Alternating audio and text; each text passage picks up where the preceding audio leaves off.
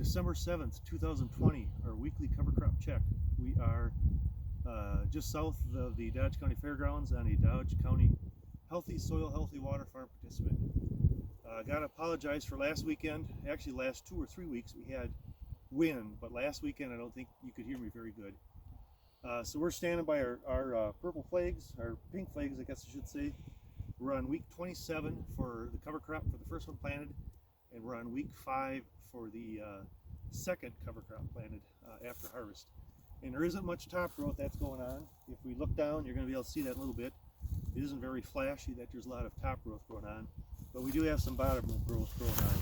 So we're going to step to the side like we've done the last couple weeks. We'll talk about the first cover crop that we got planted. We still have some clover that's growing. This is the spot we chose. We got some clover there, we got some clover there. And then we got some kale that's still alive, but this kale was sitting underneath some residue, and that way this is alive. Last week we could see kale up above the residue, but it must have just got cold enough this past week.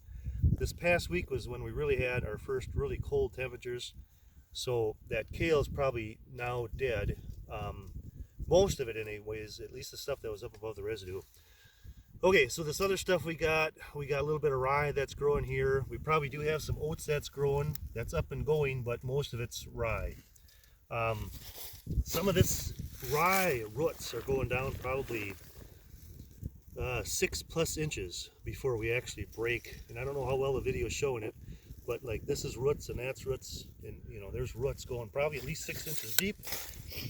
And this is a piece of soil that I pulled up. So this is our top growth, and then this is what we got going underneath. This is our bottom growth. We got a couple nice wormholes there. There's some smaller wormholes, but this is probably at least 3, maybe 4 inches deep, and we still got roots that are going down. So we got 6+ inches of root growth, maybe 2 or 3 inches of shoot growth up on the top. So it doesn't look very flashy up on the top, but man, we got a lot of stuff going on underneath. Okay, I'll step to the side, and you can visually see down the cornfield what we got going on. There just isn't much going on above ground, but there's a lot going on below ground.